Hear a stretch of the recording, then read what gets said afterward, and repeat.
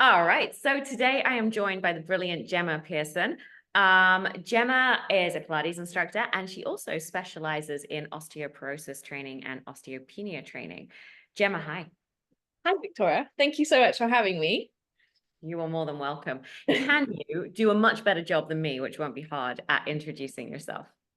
Yeah, of course. So I'm Gemma. I'm originally from the UK, but I now live in France and I am a Pilates instructor. And my specialty is osteoporosis and osteopenia. So I was a professional dancer before, like majority of Pilates instructors, not a bad thing. And then once I finished dancing, I went to train with Alan Herdman, who is like the Pilates godfather in the UK anyway. And if you don't know who he is, then you should definitely look him up. So I did a year's comprehensive course and we specialized, it did a big focus in rehabilitation. So that was kind of where I was going, where I wanted to do is I wanted to help clients with rehabilitation. And I came out and I was working in studios in the UK for about 2 years. And I was like working with pre and post hip replacements, chronic back issues, all the usual things. But I was given a bone health class. So a teacher was leaving and they were like, "Oh, Gemma, can you take over?" I was like, "Okay." And I honestly, I had no idea. I had no idea what I was going to do. I was actually quite afraid of working with them because I'm sure many of you know when you look at a contraindication list for osteoporosis, it's like, don't bend, don't twist, don't do this, don't do this, And as a Pilates teacher, we're all about, there's a lot of forward flexion, a lot of rotation. So I was a bit nervous. And then I kind of looked at what the ladies were doing and I was like, okay, well, I need to change this. So I did a lot of my own research. I did a little bit of extra training with APPI, is it Australian physiotherapy, to give me kind of a base. And then from there, I just adapted the class to a method I felt sat with the research. So being more evidence-based practitioner, which was a big shift for me to go from not necessarily classical training, contemporary training, but to kind of let go of some beliefs that we're taught as Pilates instructors and actually look at evidence to get the best results from my clients. And here we are now, 2 years later, 3 years later, yeah. Amazing. You touched there on how you come out of your training with bodies who are really conditioned, who can do all the moves, who can do all the moves beautifully. And then you go to teach after your training with people of the regular population, shall we say. And actually, half of them are injured. They can't do the moves well. They definitely can't do them beautifully. And so then you're like, hang on, there's this real disconnect between what I want them to do, what they're able to do, and it's filling in those gaps. 100%. And what you believe, I feel very lucky that in my training, I was always taught, you teach the person in front of you. You look at who's in front of you and adapt the exercise to the person and not the person to the exercise. And I feel very lucky because I know that not all trainings respect that, But as a dancer, coming from someone who's you're constantly looking at your beauty aesthetic, like you said, then you're working with clients, you're like, oh, that doesn't quite look right. And your definition of what you thought the exercise should be has to change. You have to kind of think, oh, okay, how do I do this? Or, when you're learning to work with rehabilitation, you're looking at clients at teaching them from the acute stage. But often those clients aren't coming to you in the acute stage. They're coming to you with chronic issues. And then you have to kind of oh, okay, so they can do a lot of things. So I can't take them back to doing that very, basic rehabilitation. And you have to kind of fill in the gaps for yourself, which was I'm sure you find as well. It's a big learning curve working with people. It is. I mean, I was really lucky. I had the physical therapy background before I went into the Pilates. So I was able to team that up. But I think a lot of people that go into a Pilates and teacher training academy or course, they don't have that. And I'm like, boy, that must be so overwhelming. And that's why I do what I do now, is to try and help them understand injuries and understand those limitations that people might have and how, like you say, but the exercise has to adapt to the person, not the other way around. Yeah, totally. So with the osteoporosis and osteopenia, now that you're specializing in that, which is such a great niche because it's happening a lot, whether we want to admit it or not, but we don't know about it because women typically, and I'm probably talking more about a UK and a US market here, only get tested or are eligible for a test at age 65, which unfortunately is a little bit too late. Yeah, I would agree 100%. And it also excludes a big population, because there are lots of people, and I'm sure that will be watching this, that are a lot younger that suffer with these issues for various reasons. But I agree with you, 65 is a little bit late. Like you've already probably been in bone loss decline, since your perimenopausal really is when it starts, which what you're talking 40s onwards. So it seems scary when it's like that, but the good thing is that there's lots of things that we can do to help prevent it. So the more conversations that like we have exactly like this, the better, because it makes women more aware of, oh, I'm not just doing this for aesthetics, I'm not just working out for aesthetics or for my muscles. I'm actually thinking about my bone health as well. Yeah, I think it's a really that why behind why you're working out is so important. And for most of my clients, I'm like, please don't choose an aesthetic reason. I'd rather have any other reason than an aesthetic reason. If you get the aesthetic as a result, but bonus. But please don't choose that because it just won't last. Yeah, and you'll never be happy, No. because often to get there, or to get to an idea of what people believe is like a dream body, or what social media deems as like a dream body, like often it comes from a place of overtraining, restrictive eating, all of those things, which can also cause problems with your bones later on in life, so Exactly. Let's dive into that a little bit more. Causes of who has to be worried about osteoporosis and osteopenia? Is it everybody? Is it men, women? I think everybody needs to be aware of it.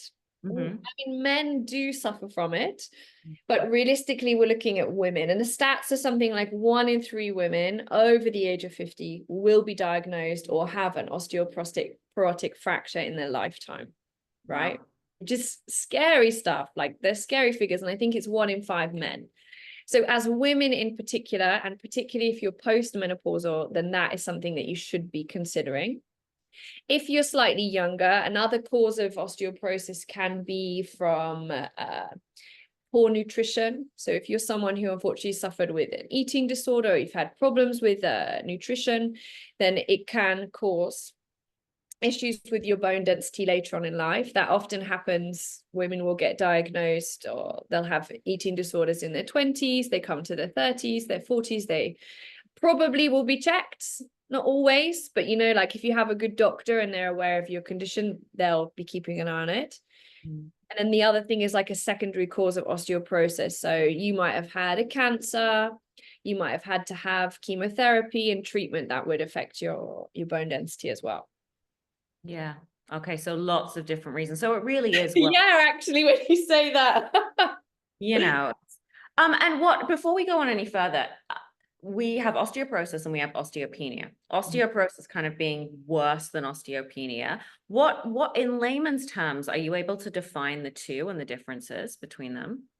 Yeah, so osteoporosis, osteo meaning bone, porous meaning porous, like this hole. So osteoporosis is determined as low bone density, low bone mass, but it can also mean that the microarchitecture, so how the bone is built inside, is structurally weak.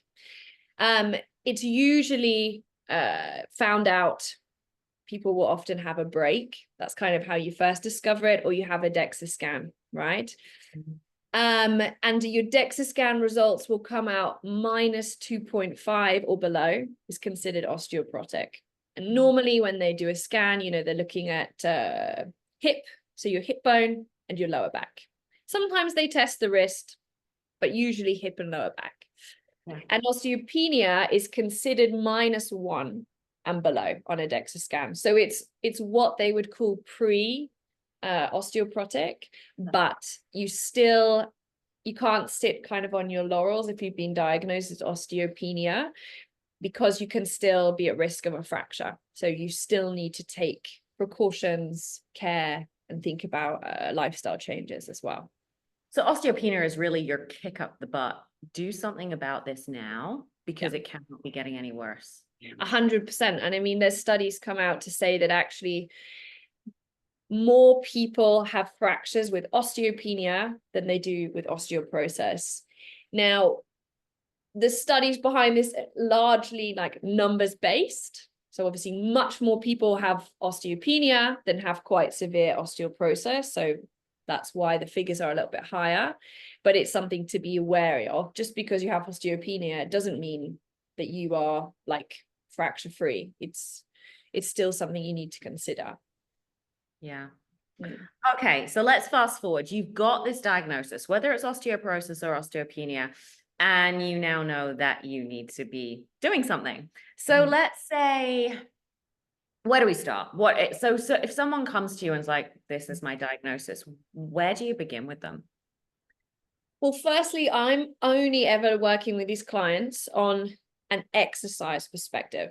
And that's, I think, important for instructors to know, right? You need to understand your scope of practice. Like you, Victoria, you're a physiotherapist, right? So what you offer, you know, whereas I'm looking at exercise purely. So often I will speak with them about their diet and advise they go and see a dietitian or a registered nutritionist so that they can look at like that aspect, because obviously nutrition, a lot of clients have issues with absorption. So that's actually something we didn't talk about before. Celiac disease, often clients who can't absorb nutrients, it can be a deficiency in or cause a deficiency in their bone.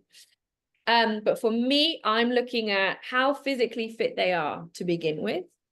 What is their level of confidence when they come to me? You know, do they feel afraid? Do they feel ready to exercise? You're also looking at if they've had any falls or any past fractures, because realistically, you need to be able to assess, okay, what's the readiness to work with this person? Are they going to be fit and able? Have they had a fracture before? It's all going to determine kind of how the program is, because with osteoporosis, like many conditions, I mean, I'm sure you find like when you're working with people on a one-to-one basis, if they have a certain injury, you can kind of apply a certain set of rules. Osteoporosis, it really is on an individual basis, I would say. 100%. I remember doing, I believe it was a workshop after my Pilates qualification on osteoporosis. And it basically said, don't do this, don't do this, don't do this, don't do this. And there was very little left that I could do with them.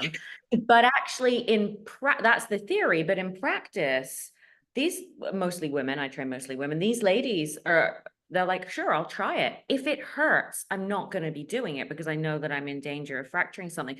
So yes, you have to be really careful. Like, let's take a Pilates arc barrel, which they're quite sturdy pieces of kit. Now, I'm always going to drape a couple of very cushioned mats over there if I'm going to be using the arc barrel with an osteoporotic client. Because, listen, whilst I don't think the pressure alone would hurt her, I'm not willing to take that risk. Yeah, of course. And also it's like a lot of the time when you're working with those clients, you know, if they've had a fragility fracture, so an osteoporotic fracture, like, or they've had a fall, or they feel like their body's not like gonna look after them, and doing any movement is like gonna feel fearful. So you doing something as simple as putting a blanket on, that's like just considering the client. It's also like gonna give that client that little bit of extra confidence. And a lot of training these clients, it is that little consideration, right? I think that sometimes it sounds silly, like maybe people will be like, that's not a big deal, but I think that makes you a really good instructor, like thinking, oh, okay, how can I help my client this tiny bit? Popping a cushion underneath their head, you know, like little things. And when a client has no confidence, or they feel very they've lost a lot of mobility, those things can make a big difference, I think. Yeah. So with the exercise, you're going to take care of that, and obviously advise about other people that can help, because it's not it's a team that helps you, not just one individual often. Are they just doing Pilates, or are they lifting weights as well and getting into the resistance training? Good point. So from a Pilates standpoint, you have to adapt the repertoire, because when we think about Pilates, majority of it is on the mat and on your back, which, you know, is great for teaching clients core stability. That is one thing, you know, that as Pilates instructors, we do great, and it's going to help them, right, in day-to-day life. But apart from that, they need to be on their feet, because you need to be loading the bones, and they need weight-bearing exercise. And on the mat, it's not enough. Yeah. It's not enough weight-bearing. So you would adapt it to stand, and also be encouraging them to lift weights. Now, I find with a lot of the clients that I work with, when I first start working with them, that lifting that weight, like even be 1-2 kilograms, is really scary. So I often look at the client and give them a really good foundation of movement, you know, just teach them how to move, because I'm sure you've worked with people too. Like sometimes people don't really know how to move. They don't know how to hinge, big osteoporosis friendly move. They don't know how to squat. They don't know how to lunge. Sometimes they can't get up and down off the floor. So teaching them a good foundation of movement, which Pilates, I think, is wonderful for, is important. And then you start to add that resistance. And then by the end of it, you know, they'll be like, oh, let's do more, because we know how important weight bearing is and resistance training, because that's actually what builds bone. Yeah, 100%.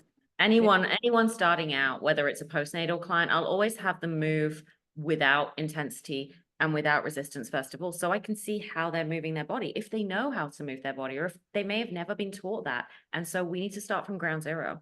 Yeah, 100%.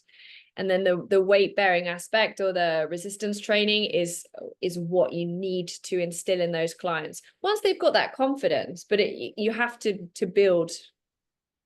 I think you'll find when, you know, work with those clients, you need to build that confidence, and also be encouraging them, or be encouraging. It's not very good English. Keep encouraging them to add resistance. So that might start with a band. Then you might start with a lightweight, and then you want to get them into a weight training program, and you want to be getting them to lift heavy. Heavy. And now, how you do this in a Pilates studio, you have to kind of adapt, but you want to be lifting heavy. And a really good example, if people want to see the effects of high intensity resistance training, is if you watch the LIFTMOR trial. I don't know if you've seen that. Okay, no, I can link it though. I'll try and link it below, guys.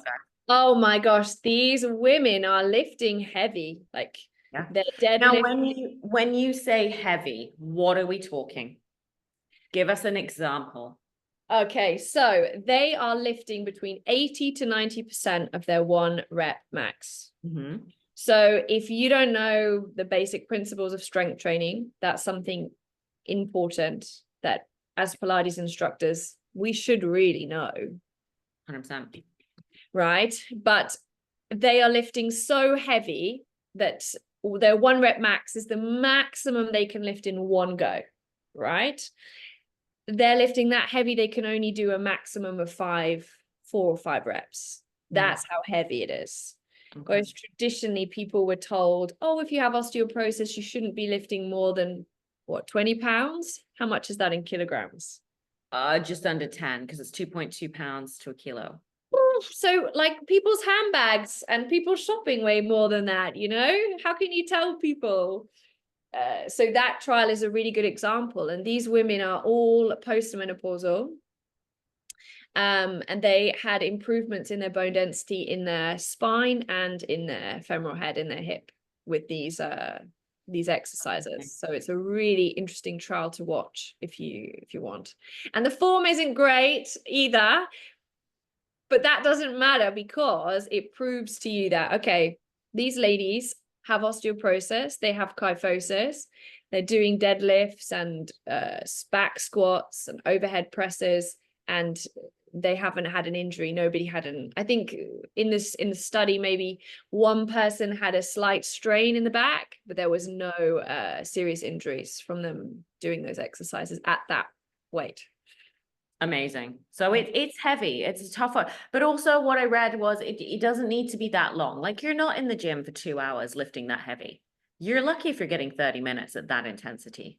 Yeah, and who has time? Who has time to be in? I don't know about you, to be in the gym. You really want that. Trial is a really good example of a set of exercises. So I think they chose 4 or 5 exercises. A deadlift, so they have the barbell, they're picking it up, just picking it up from the floor. Yeah. Had a back squat, so the barbell goes across the back and they were squatting down. Overhead press, so straight into the air. And then the other one that they did is they did a chin up. So they had a hold of a bar and then they literally dropped down from the bar. So they had to get their chin up and then drop to the floor for that impact. Cool. So these are all stressors on the bone and the muscles too, on any of the fascial tissue. And that stress causes adaptation. So therefore strengthens the bone. Mm-hmm. So how many times a week do you suggest they either work with you or do a workout? Like how many times a week should they be hitting this? So I would say I usually work with my clients, or I aim to work with them twice a week, right? At least in a Pilates setting, teaching them the foundation. And really recommended guidelines for resistance training is 2 to 3 times per week. Okay. You know, depending on where the client is in the journey, we will include the weight. But obviously, like, and this is one thing you'll probably find, if you're working in the studio, then it's not a problem to do that resistance training with them. But I work with a lot of clients online. So you have to kind of be creative about how you can get them to include that in their workouts too. Yeah. Okay, so let's move on a little bit. Now, Gemma is going to be joining me in the Instructor Academy, and we're going to be doing a live Q&A in the Instructor Academy. And I'm going to link all the information for that below. So we're going to talk more about all the pieces of the puzzle. We'll talk about menopause in the Instructor Academy. But for today, I wanted to touch on one of the questions that you sent me, Gemma, which was, I believe it was osteoporosis after pregnancy. Yes. So this is a question that I get asked, and obviously pregnancy and postnatal is not my scope, but I know that it is yours and you have such amazing experience in it. So it's often, I've had clients contact me and message me that they have developed osteoporosis post-pregnancy, so postpartum. You know, how does that happen? And what are some things that they can do if you're postpartum with osteoporosis? I mean, the reason, so let's start off first, the reason that they develop it. So when a woman is pregnant, she is obviously not having a period. Now, it's not just those 9 months. It's really a woman after she gives birth can take time to get her cycle back. So let's say she's not having a period for a year, give or take, once she's given birth. That dip in estrogen and that change of hormones, because she's not had that cycle, means that her bone density has decreased and will absolutely decrease. Now, not many women, late 20s, 30s, maybe even into their early 40s, having just given birth, will even think about this. They definitely won't be booking in for a DEXA scan to get their bone density tested. But it will have decreased somewhat from a year of not having a period or a cycle. So they probably will be in osteopenia, or like you say, if they've had many children in succession, and say they've had 3 babies in succession, and maybe they got 1 cycle and then got pregnant again. That's essentially 3 years now, give or take, without a period. They will almost certainly be well into osteopenia, if not on their way to osteoporosis by that stage. So then they really, easy said than done, but they really need to start taking care of themselves with 3 children. So that's when they need to get back to, I would start them off with Pilates, because as you said, it's a beautiful way of getting the mind-body connection back, teaching them how to move their body. Not all of it has to be on the mat. I encourage them to be standing. I do at least 20 minutes of a class standing these days without even getting down onto the mat. Then it's all about getting up and down off the floor and mixing up movements there. It's a lot about balance, maybe using a stability ball, or like you'd say, bands, small weights to begin with, but then they really need to get back to, as we've just touched on with the postmenopausal ladies, the heavy resistance training. Now, with a lot of my clients now are postnatal. I see there seems to be a bit of a baby boom go on. And they're all, the same question comes up over and over again. And it's, how many times a week should I see you? And what should I be doing in between when I see you? So kind of I don't like to give a protocol because everybody's different, but most people that work with me will be seeing me 2 or 3 times a week for Pilates, maybe strength training. And if they choose to do strength training with me, great. If they choose to do it by themselves, and I know they move really well, also great. But 2 to 3 times a week, strength training as well, a full body session. And as we've already touched on, if you're doing it properly, half an hour is enough. Oh, and it's a different sense of, you know, because you're taking time between your repetitions as well. You're only choosing maybe a handful of movements, you do repetitions, you take a break. Whereas, you know, in Pilates, that's, you know, it's a different style because we're constantly moving, you know, from position to position in the class. So I think that's excellent that you do that with your clients and that encourage them to have that mix, right? Especially postpartum. I'm guessing, well, you know, the body's been through something huge. And also to find out you've had a diagnosis of osteoporosis as well, it's a lot to take in, I can imagine. Yeah, it's very overwhelming. And the other things I'll say to them is, you know, are you getting out to walk every evening or every morning? I need you to be doing at least a 30 to 40-minute walk every morning and every night. And if they say yes, and they currently find that quite easy, I will get them to add a weight vest to that. I generally suggest something that's about 10% of their current body weight. So, you know, it doesn't have to be massive. I have a 5-kilo one that I go walking in. In the UK, I have an 8-kilo one, which is slightly harder. But now that's another way of adding intensity, but also loading the bones. So they then have to adapt and get stronger. Exactly. And weighted vests are big. I mean, they're definitely having a little moment as well. I think there's a lot of people in the menopause space who are shouting about them, which is great. And I think there's some studies going on into them now. And, you know, like, I know they work. I've seen the results on women of all ages, 30, 54, 76, like women of all ages with varying levels of estrogen doing its thing. It works. This loading of the bone works. The other thing to consider, if you have got, I guess this would be more for the perimenopausal woman and the postmenopausal woman, would be consider talking to a hormone specialist about hormone replacement therapy, because it is that lack and that nosedive of estrogen that causes the bone loss, among other things. There's a whole lovely list of things to look forward to for ladies. So, you know, go and talk to someone. If you are terrified of it because of outdated beliefs and old media, go and talk to a specialist who knows. It's unfortunately, and this is not every GP and this is not every gynecologist, a lot of them you need to go to an actual menopause specialist. It's not going to be your GP they might refer you, but it's not going to be them that's going to be happy to give you that all the time. When do you think people should be taking that first step? You know, is it like when they first experience symptoms? And I think this is a problem, right? A lot of women don't often see the signs, true, of when they're starting that perimenopausal phase. Yeah, I mean, I would say if there's what we're seeing is that women are actually going into perimenopause a little bit earlier post-COVID. Go figure. So shocking. So anywhere really from the age of 35 through until, you know, 50. It's going to depend on your genetics. It's going to depend on when your mom went through menopause, as to when you're going to go through it. And that's if you're doing it naturally. If you've already been through, God forbid, a cancer or a hysterectomy, you will be forced into it earlier than you would have gone through it naturally.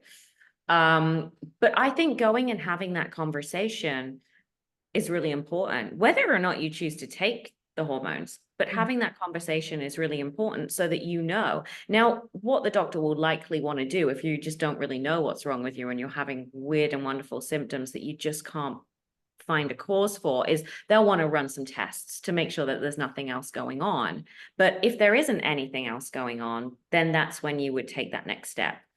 The other thing that I think is really, really valuable, and you touched on this earlier, is the malabsorption of nutrients that you're putting into your body and potentially getting your gut health checked out. And I'm really lucky to be surrounded by some very smart colleagues. And I can say to ladies, some of your symptoms sound to me like they may be related to your gut health. Here's the number of one of my amazing colleagues. I think you should go and see her because I think she'd be the best person to help you with this.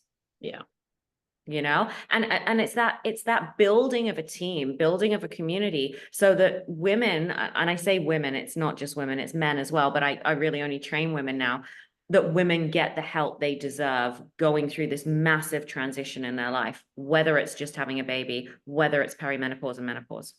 I agree, but then I think it's great because there's so many awesome practitioners out there, like flying that flag. And the more conversations that we have about this, the more you talk to your mom, like you said, you talk to your mom, your aunt, your sister about these things, then you can start to take those steps that little bit earlier, because like anything, prevention over cure. We kind of live in a world where we just try and diagnose and treat when there's already illness. So, if you're watching this and you're a woman in her 30s, we're in a really lucky position because all this information is available to us now. And you might not be like honing into it, but really it is important that you're not just looking at it when you get there, that you're really conscious of it all the way through. 100%. I've done a lot of work on this in the last, I would say, 4 years or so. And looking after my own body a lot better than I used to, because I needed to, because otherwise I wasn't going to make it to 60 without having a fracture. Probably even sooner, to be honest. So I've done a lot of research into this, and now I feel like I'm at the stage where I can also help my clients with it. I've got that confidence back. But when you get the diagnosis of osteoporosis, you go, shit, I cannot move. I can't do anything. And there's that, it's planted the seed. Now, whilst I don't like ever planting the seed in someone's head about any condition, because they tend to freeze in their tracks, it's actually important to give them the kick up the bum that they need. Definitely. And it's one of those hard lines, because often I think, and when you're talking about like a physical setting, when clients are coming to you, there needs to be like a readiness and a willing to exercise. And there are going to be people that come to you and they're not going to be ready. They're going to feel like they're ready, but they might be something holding them back. So those clients, like, don't be scared to say to people, I don't think you're quite ready yet. You come to me when you're ready. And I think as an instructor, and particularly a new instructor, you're like, oh, I need clients, and it's okay to look at someone and maybe they've had a big break, a big fall, maybe they're somewhere in their recovery and you think, okay, we're not quite there yet. Go and see a physio, go and have a look at the root cause. You come to me, when you're ready, because as much as our job as instructors as well, I think it's giving people that confidence. If they come to you, they're not prepared. You're not going to be able to give them the results. They're going to feel like they failed. And also then you feel like you failed, and that's an important thing I think you have to learn, is like, if you're not giving those clients results, like they're going to think, oh, okay, well, it doesn't work. But if they're not prepared to come into the studio and, okay, I have to work, I have to do this, I have the time, I have the financial capacity, all those things are important, I think, have to line up as well. Yeah, 100%. Okay, we're about the 40-minute mark and we've covered a lot. Now, we've given you lots of tips and presumably lots of things to think about. That osteoporosis and osteopenia can happen really any sex and actually any age, particularly after pregnancy. So it's one of those things that you may want to pay out of pocket if you have to for a DEXA scan. They're not that expensive. No, I think Harley Oh. Street. I mean, if you go private, you know, anywhere between, I think, £99 to 140. So, you know, it's not cheap, but if it's something that you're really concerned about, if you have risk factors, and there is a way of checking risk factors. If you look at the Global Osteoporosis Foundation, and I'll provide the link. There's the Sticks and Stones Foundation website, and they have a test that basically asks you questions and will assess your fracture risk if you have to be worried, and you can do it at any age. So, and that's important because there is another thing called a FRAX test, but you have to be sick, I think 40, 50 plus. So this link, you'll be able to really clearly see all the risk factors. And if you've got a number of those risk factors, it kind of give you the green light to go and see. And like you said, having a DEXA scan, booking an appointment with a specialist is well worth it, I think. Yeah, yeah. All right. Well, Gemma will be joining me, as I said, on the Instructor Academy when we will be doing we'll probably go over an hour. Let's be honest. Let's not beat around. On a live Q&A, and we're going to be giving you so much more information. We've given you lots of free stuff today to go away and think about and do. Gemma, thank you so much for your time. My pleasure. Thank you. It's been great as always. Bye.